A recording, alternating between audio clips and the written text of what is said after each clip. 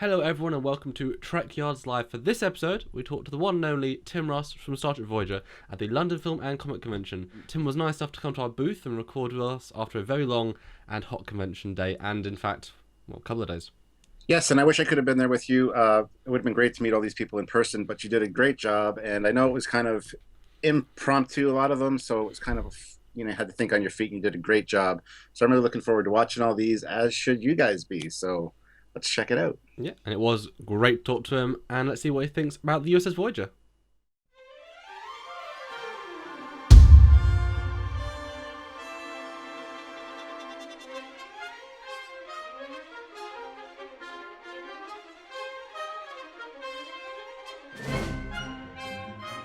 We are joined with Tim Russ, as everyone should know, who played Tuvok on Voyager. Yeah, how you doing? How are you? Sorry about the tiring day, but we're very thankful to have you on the show. Thank you very much.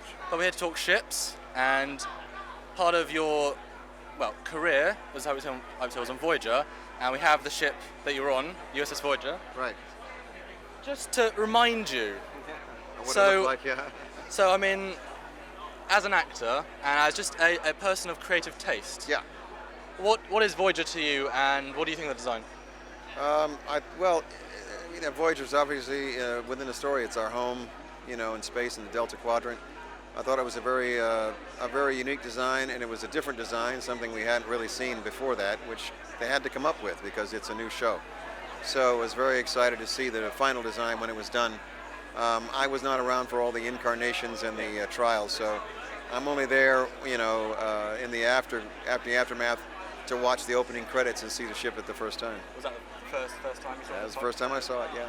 And Yeah. Obviously, you've known about Star Trek before that. Obviously, you've been in Generations, so you had some knowledge of the franchise. Oh, yeah. I definitely had knowledge of the franchise, and it wasn't until after we'd been on the show for a while that we got a chance to see some of the stuff that they worked on before they actually put it out. So.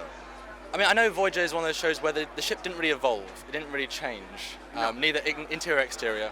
No, it couldn't. Well, we're in the Delta Quadrant. There's probably not a lot they're going to do unless they're in a space dock. So. Do you think, artistically speaking, what would you do to improve the design? Anything. I'm not sure I would do anything at all. I think it's actually a very, very good design. It is a spaceship. They don't have to deal with the air and friction and all that kind of thing. So the aerodynamics of it is irrelevant in space. That's true.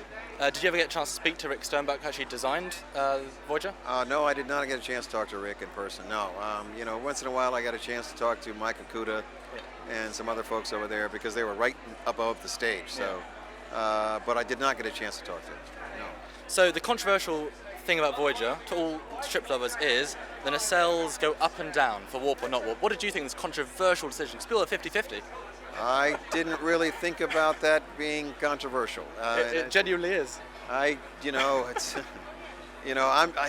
I'm only working as an actor on it, so I'm not an engineer, I'm not a designer, I'm not an artist. I just do dialogue and occasionally direct, and for me, if they wanted to design the ship with some kind of, some part of it that had motion, I think it's not a bad idea. And where were you located most of the time, Mr. Ross? Not sure exactly. I think my house was right here. Any closing thoughts of Voyager? Any best memory of maybe the set in terms of the design, or any last memory on that? All I can say is the sets were very, very solid. They were solidly built. There was nothing that shook or moved. When you walked down the hallway, you banged into a wall, you banged into something solid. So I was very impressed with how that was, especially in engineering. You could climb all over that thing and not have to worry about anything shaking loose or anything shaking or rattling. It was just a really solidly built set. So Starfleet makes good designs. Well, they also build them decently. That's the main thing. Yeah. Cool. Well, thank you, Mr. Ross, for joining us.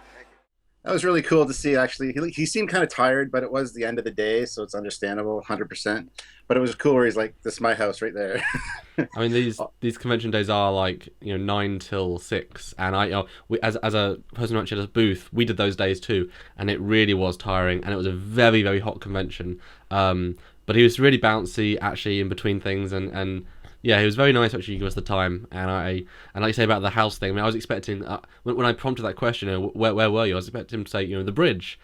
Yeah, me too. I thought, well, that's where you spent most of your time, was on the bridge, right? He went a totally different direction, which I loved. That's cool.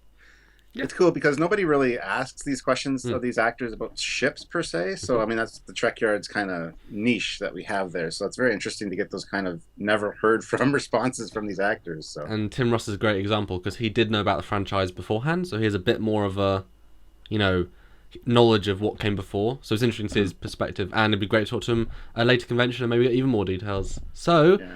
that is it for another episode, or the first episode, or a episode of Trekyards Live. We'll see you guys next time. Bye.